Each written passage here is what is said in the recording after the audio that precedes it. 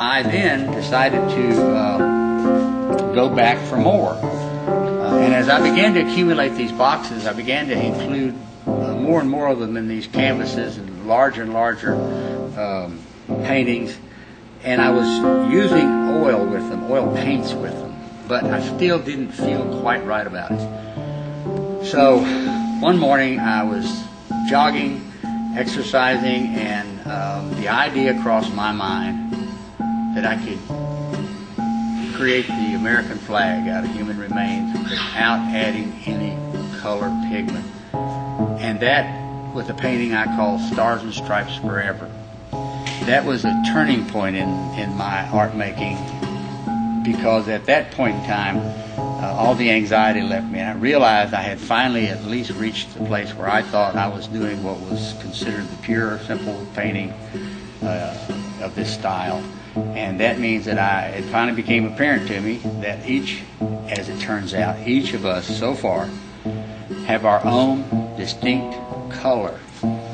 So if you'll notice these paintings, you'll notice that each of these places where you see a different color is a different person, and I don't add any color anymore. These are all completely clear of any additional pigment.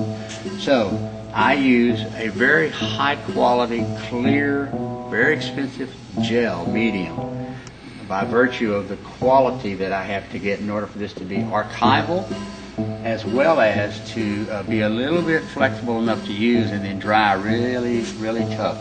So, because I had tried some other forms of it, and the reason this particular high quality gel is because you can't have any alcohol in these gels because they dry and they crack, and I can't really allow this one to crack. So you'll notice then that kind of changes the paradigm a little bit, or the dynamics of the work. But I usually make, well, my feeling is that because the material, the nature of the material, there just couldn't be and wouldn't be anything I couldn't make, because we, being the essential perceivers of our surroundings, are the contributing ideas behind the painting. So I don't have to really give much thought to what I'm doing as far as why I'm doing it. I just want to do it, I do it. Now I try to be somewhat neutral in making the work in a universal sense, because to me, when I work with this material, it is my thinking that we reduce ourselves in this world to a universal neutral, meaning that I like to think I don't have any men or women, blacks, white, Hispanics, no rich, no poor. Just everybody becomes exactly the same, equal.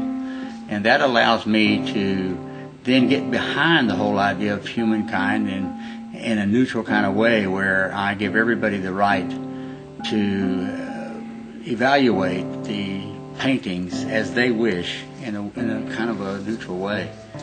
And so you can see that this is a pretty good example of a piece I just finished, and it's a pretty big painting, and it's very heavy. It weighs a lot.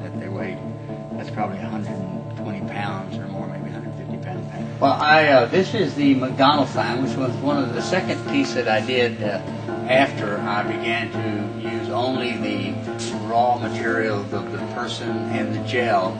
And sometimes it's kind of difficult to explain exactly why an idea crosses your mind and you think it's worthy of making a painting, whereby another one might not. But the idea of the McDonald's sign in reference to Americana in general, just the whole idea of America, America's reach in the world, its voracious appetite for financial gain, everything about it just seemed to reek of a McDonald's sign. And I thought, well, I'll make one. Now, I had an interesting thing happen. A lady from Quebec was writing an article on my work, and she wanted to know what I thought. What was my idea about McDonald's when I painted that painting? I emailed her back and said, this is not about my idea of McDonald's so much as it's about your idea of McDonald's, your perception, your ideas. My ideas is that I have mine, but it's not, in my opinion, my purpose to develop thoughts for you. My purpose is to make an image and let you develop thoughts about the image and yourself and your perception of the image. So it has a, I mean, I think she wanted me to talk about whether I was addressing obesity or corporate crime or whatever. And albeit, obviously, all of those elements come to play. Financial wherewithal, those elements come to play. That's not necessarily something I wanted to, at least, it's not my intention to say, well, this is my thoughts. I'd like to put the image there and let the person make that decision themselves and see what they think. So, and then this was called Endless Days and Endless Nights. There is an example here I think that's worthy of note. This shows the various ways in which I use my material. I either sift it out and use it sifted with pure ash, or I do what I refer to as just out of the box, where I don't do anything but reach in there and pull it out. And that's what that is. And then I have what is left over, which sometimes when I sift it, these large bones are left. And I will then use it like that with the large bones and then dress it out on the side. But again, this is Endless Days and Endless Nights.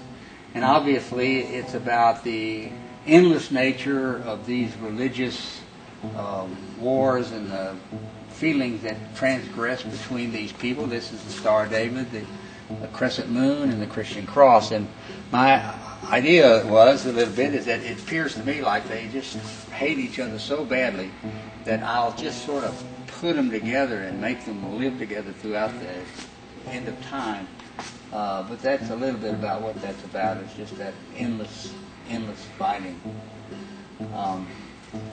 Then obviously what I had an idea for was to, when I really painted this painting, it wasn't altogether necessarily about 9/11 specifically, because that is such a huge world-changing event that it's obvious to me that I can have my interpretation of that, but I've got to contend with 6 billion other interpretations and their feelings about it, and mine is only going to be one out of those 6 billion.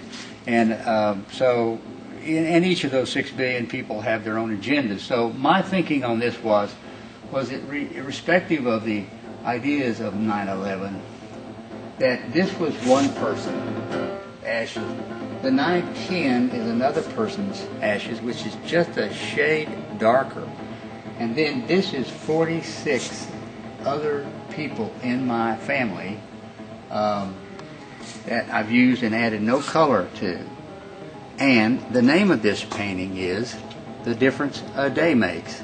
And so this painting is about the entire idea in a historical standpoint, whether it be war, whether it be famine, whether it be depressions, whatever it is that the idea is that the difference one day can make in the history of the world and in our lives. So obviously you can draw your own conclusion as to the 9/11 inferences, but that's something I let the people do. But it does give you a very good idea of the color variations in the work, and it allows you to see a little bit more about what I'm doing. And I think it's a point across too. And then of course I did Boo, and Boo is, I refer to it as intelligent design, and that, from my viewpoint, came up a little bit with this whole idea about trying to dispel the idea of evolutionary history and replace it with intelligent design, because I'm not sure either one of them are provable from my viewpoint. You might not be able to prove either one of them, but certainly neither one of them should dominate the other. They should be given pretty much equal footing, I think. So I made that little piece just in the middle of that controversy, again, for each person to determine. This is a collaborative work by another artist friend of mine, Doug Kaysen, and this is actually the story of a Jewish kid that was killed in England many years back as a result of his Jewishness and the infraction he had with the English people. And this is a story, and you can notice we put it together to make it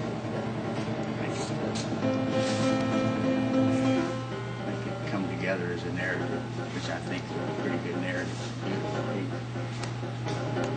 So, again, I do these things primarily, for example, I'll use a lot of different ideas in the history of art to catalog my thinking, because people ask me, I had an article come out in 2004 in People magazine, and from that magazine article I got an enormous amount of exposure about my work. I got a lot of phone calls from people all over the world that would ask me if I could take their loved one, be it Uncle Henry or Aunt Martha or their